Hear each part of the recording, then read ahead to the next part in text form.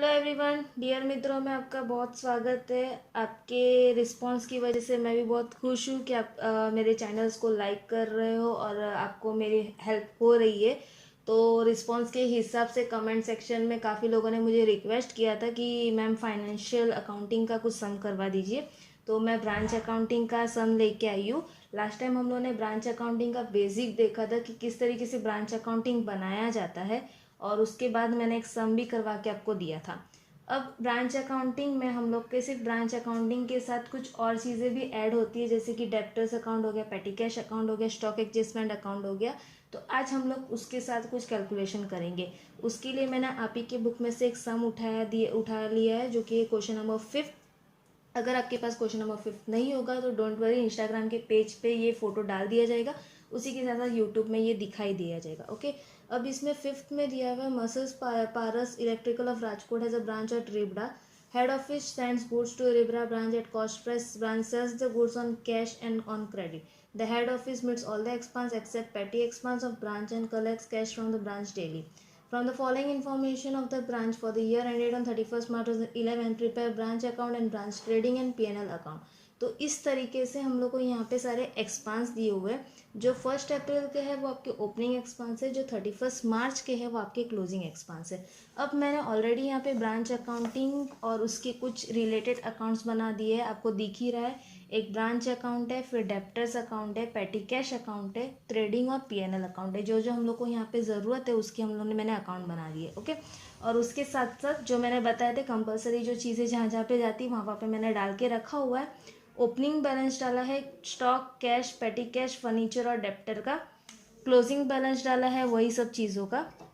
फिर उसके बाद मैंने गुड्स सेंड डाला है, गुड्स रिटर्न डाला हुआ है और कैश डाला हुआ है। अब हम लोग क्वेश्चन की तरफ मुड़ेंगे। क्वेश्चन में सबसे पहले दिया है स्टॉक ऑन 1/4/2010। तो ये हम लोग का ओपनिंग स्टॉक है, तो यहाँ पे मैं डाल रही हूँ 15,000। ओके, उसके बाद स्टॉक ऑन 31 मार्च 2011, ये हम लोग का क्लोजिंग स्टॉक है, तो वहाँ पे मैंने डाल दिया 20,000। अब हम लोग का यहाँ पे ओपनिंग और क्लोजिंग डाला हुआ है। अब मैं आपको एक चीज़ बता देती हूँ कि आपको हर इसकी 2 एंट्री करनी है, मतलब हर एंट्रीज की 2 एंट्री। अब जैसे ओपनिंग और क्लोजिंग यहाँ पे आया, तो आपका इसका दूसरा एंट्री कहाँ पे जाता है? ट्रेडिंग अकाउंट में जाता है। तो ट्रेडिंग अकाउंट में हम लोग यहाँ पे डाल देंगे टू बैलेंस ब्रॉट डाउन। आपको पता है ये ओपनिंग स्टॉक होता है, तो यहाँ पे कर दिया 15,000। और फिर यहाँ पे बाय बैलेंस कैरी फॉरवर्ड, ये आपका क्लोजिंग स्टॉक हो गया 20,000। ओके, ये मैंने एक एंट्रीज की ड्यूअल एंट्री कर दी। अब उसके बाद आपको दिया है डेप्टर 31 मार्च 2011, ये हम लोग का 30,000 है, तो डेप्टर्स मैंने यहाँ पे डाला था, तो यहाँ पे 30,000 कर दो। अब डेप्टर्स की क्लोजिंग एंट्री कहाँ होगी? तो डेप्टर्स अकाउंट में बाय बैलेंस कैरी फॉरवर्ड, यहाँ पे आपका हो जाएगा 30,000। उसके बाद आपका दिया है फर्नीचर 31 मार्च 2011। फर्नीचर का आपका 13,500 दिया हुआ है। ओके, और हम लोग को इसका ओपनिंग फाइंड आउट करना है। फिर उसके बाद आपको बोला है पेटी कैश 31 मार्च 2011, पेटी कैश दे दिया 500।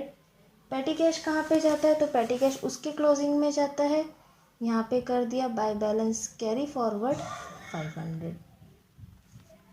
उसके बाद आपका है goods send to branch 1,20,000। Goods send आपका यहाँ पे हो गया 1,20,000। अब गुड्स सेंड आपका क्या होता है? तो परचेस होता है, तो यहाँ पे मैंने कर दिया टू परचेस 1,20,000। ओके, उसके बाद आपका है पेटी कैश सेंड टू ब्रांच। अब पेटी कैश हम लोग का यहाँ पे इधर आ जाता है टू कैश, पेटी कैश डाल दिया, वो आपका है 2,000। ओके, दूसरी पेटी कैश की एंट्री कहाँ पे जाती है? तो पेटी कैश अकाउंट में टू पेटी कैश 2,000। अब उसके बाद आपका है कैश सेल्स। कैश सेल्स बोला हुआ है 81,600। कैश सेल्स हम लोग का ब्रांच अकाउंट में इधर आता है 81,600। अब उन्होंने उसके ब्रैकेट में दिया है 40% ऑफ टोटल सेल्स। तो यहाँ पे थोड़ा सा कैलकुलेशन आएगा। पहले मैं यहाँ पे कैश सेल्स आपको डाल रही हूँ 81,600, और आपको यहाँ पे क्रेडिट सेल्स भी मिलेगा। अब वो किस तरीके से निकालना है? तो उन्होंने बोला है cash sales is 40% of total sales. तो रफ वर्क के ऊपर आ जाइए, यहाँ पे हम लोग का टोटल सेल्स है। टोटल सेल्स के अंदर इंक्लूड है कैश क्रेडिट। ओके, यहाँ पे मैं नीचे डाल रही हूँ टोटल। अब उन्होंने क्या बोला है 40% ऑफ टोटल सेल्स। तो अगर समझो ये 100 हो गया तो इसका 40% हम लोग का ये कैश सेल्स हो गया। तो आपका बचा कितना, वो क्रेडिट हो जाएगा, यानी 60 क्रेडिट हो गया। 40 पे अगर आपका 81,600 कैश सेल्स है तो 60 पे क्रेडिट कितना, ये क्रॉस कर दोगे तो 81,600 इंटू 60 डिवाइड बाई 40 आपको यहाँ पे क्रेडिट सेल्स मिलेगा। 600 इंटू 60 डिवाइड बाई 40 आपका आया 122,400। ओके, तो आपका ये क्या मिल गया, क्रेडिट सेल्स मिला 122,400। ओके, आपका टोटल भी मैं करके रखी हूँ 81,600। तो यहाँ पे आपका टोटल सेल्स हो गया 204,000। ओके, अब आपका ये क्रेडिट सेल्स का अमाउंट कहाँ पे जाता है, तो डेप्टर्स अकाउंट में जाता है। डेप्टर्स में हम लोग यहाँ पे डाल देते हैं 2 क्रेडिट सेल्स 122,400। फिर उसके बाद आपका क्या है, पेटी कैश, पेटी एक्सपांस है। पेटी एक्सपांस कहाँ पे जाता है, तो पेटी कैश में जाता है। यहाँ पे डाल देती हूँ पेटी एक्सपांस। पेटी एक्सपांस था आपका 2,500। अब इसका दूसरा इफेक्ट हम लोग का PNL में जाता है, तो 2 पेटी एक्सपांस में डाल रही हूँ 2,500। उसके बाद आपका दिया है कैश रिसीव फ्रॉम डेप्टर, मतलब हम लोग का यहाँ पे आ जाएगा बाय कैश रिसीव। ओके, उसका अमाउंट कितना दिया हुआ है 11,24,00। दूसरा कैश रिसीव हम लोग का ब्रांच अकाउंट में आ जाता है। मैं पूरा लिख रही हूँ कैश रिसीव फ्रॉम डेप्टर्स, क्योंकि ऑलरेडी हम लोग का कैश सेल्स था। तो यहाँ पे हम लोग का हो गया 122,11,24,00।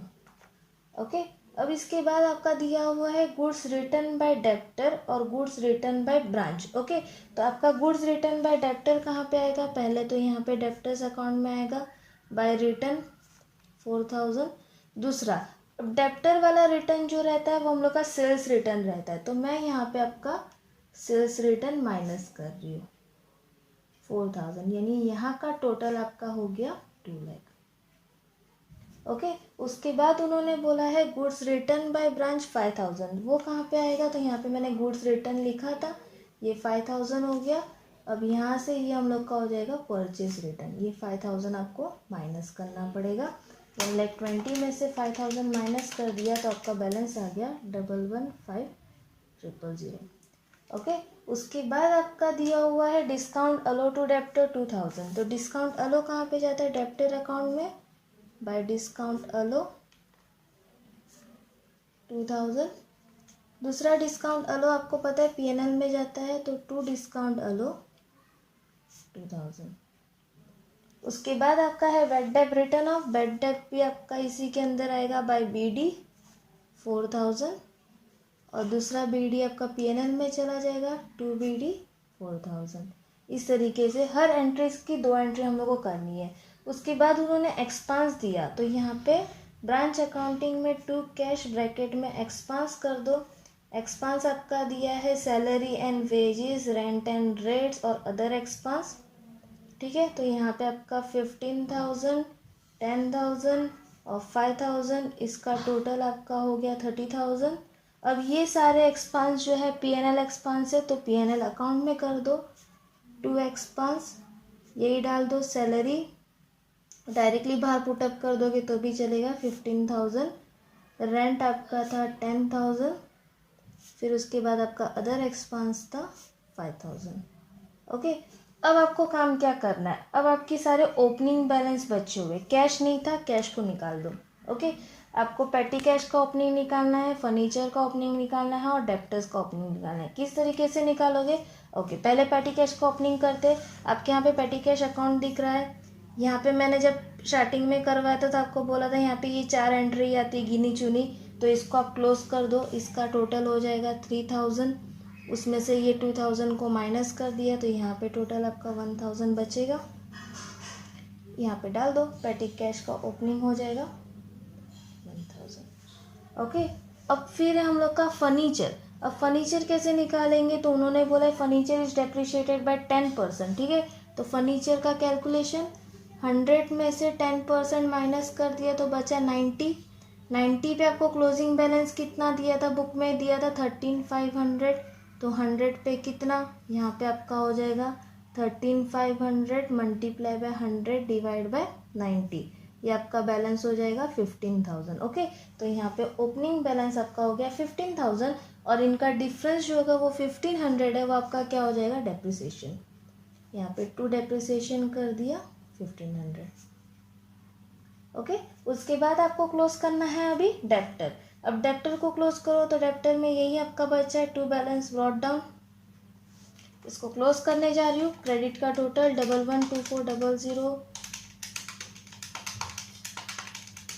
ये आपका टोटल है 152400। उसमें से हमने माइनस कर दिया 122,400, तो 30,000 आपका डेप्टर्स का ओपनिंग आ गया। ओके, तो आपको यहाँ पे डेप्टर्स का ओपनिंग भी मिल गया। डेप्टर्स का ओपनिंग डाल दो 30,000, सब एंट्रीज मिल गई है। अब इसको क्लोज कर दो, पहले 15, फिर 1, फिर 15, 30, ये आ गया 61,000। फिर उसके बाद ये क्लोजिंग को क्लोज कर दो 20,500, 13,500, 30,000, ये आ गया 64,000। अब आपका क्रेडिट साइड का पहले टोटल कर दो, प्लस 112400, 81,600, 5,000, ये आ गया 263,000। ओके, उसमें से ये सारे एक्सपेंस माइनस कर दो, 61,000, 2,000, 1,20,000, 30। यहाँ पे आपका हो गया जनरल PNL 50,000। ये आपका ढूंढना था आपको। ओके, और इसका टोटल 263,000 आ गया। अब देखो, अब आपको एक मैजिक बताओ, यहाँ पे आपका जो ब्रांच का PNL है वही आपका PNL में मैच कर जाएगा। किस तरीके से, चलो अब हम लोग ट्रेडिंग पे चलते हैं।